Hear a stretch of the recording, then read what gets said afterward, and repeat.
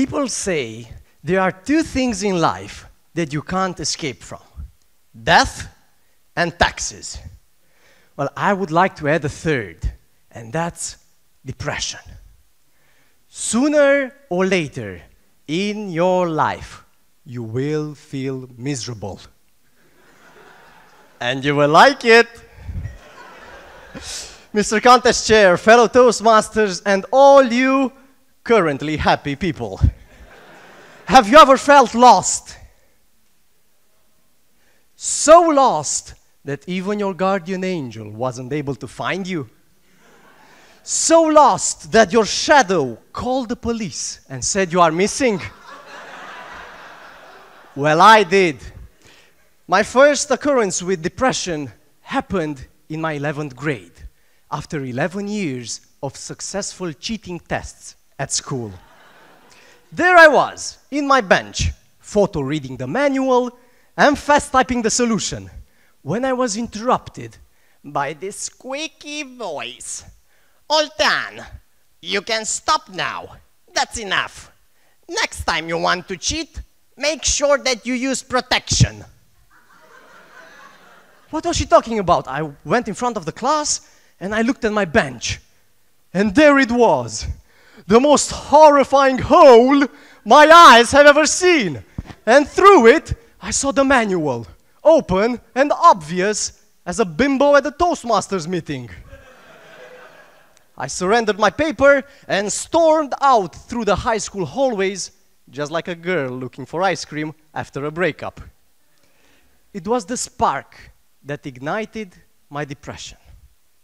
During those days, the only thing I could think about was that I will end up as a homeless person. So I spent the following months planning my suicide, which was pretty difficult because I wasn't that good at physics and neither at chemistry. I couldn't calculate if the rope would resist if I decided to hang myself with it, or if the pesticides would kill me or just the germs in my stomach. You know, it's easy to feel miserable. You just have to focus on the bad side of everything. The problem is when you meet another miserable person, because no one can be as miserable as you.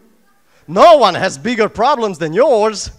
So what happens when two miserable persons meet?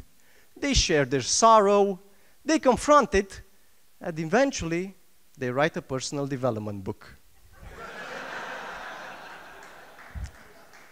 I have to admit, I was enjoying my misery, but my depression vanished the same way it appeared. I was introduced to this girl who heard about my James Bond skills and wanted me to help her for an exam. It was love at first sight. She stole my heart and I stole her phone number. I stopped finally being lost. I stopped loving being lost, and I started losing myself in love.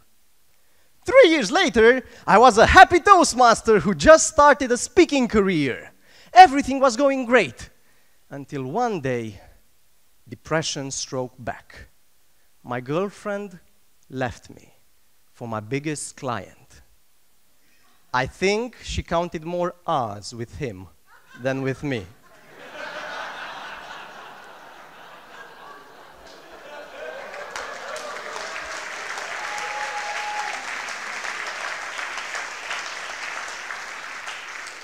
No more money, no more love.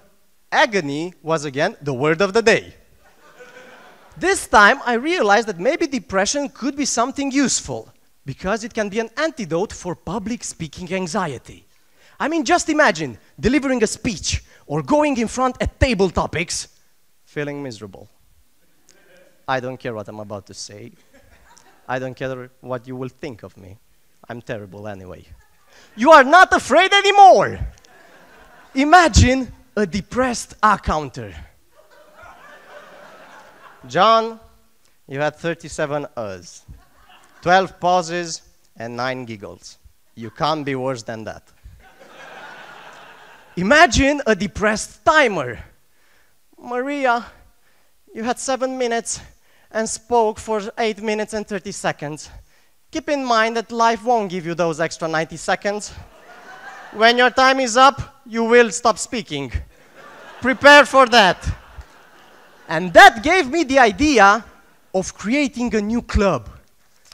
The Depressed Toastmasters. Where agony is made. The club's mission is to help its members overcome speaking anxiety by developing and expressing their sorrow. How do you recognize a depressed Toastmaster? Don't look for his badge. Look for his rope. Members will have projects to complete on the misery track. Project number 1, the Heartbreaker.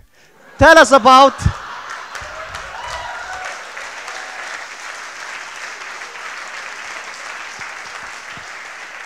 Tell us about the moment that you were first dumped. Project number 2, organize your suicide. Present a step-by-step sequence for ending your life. Project number 9, persuade with tears.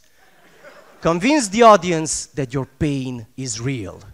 At the end of the manual, you will become a competent suicider. After going through the advanced manuals such as the pessimistic speaker, funeral speeches, drama storytelling, and completing projects like high performance overdose, you will become, after post-mortem, a distinguished pain master. Now, that idea didn't come true because I found a way out of depression in a book called The Mastery of Love that taught me not how to love other people, but how to love and cherish myself. Again, I stopped loving being lost, and I started losing myself in love. My friends, in your life, you will feel miserable. In your life, you will feel lost.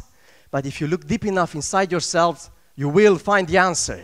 You want good grades in school, get a girlfriend and love her. You want a successful business, get a wife and love her. You want to become the best version of yourself, get a Toastmasters mentor and love him. Mr. Contest Chair.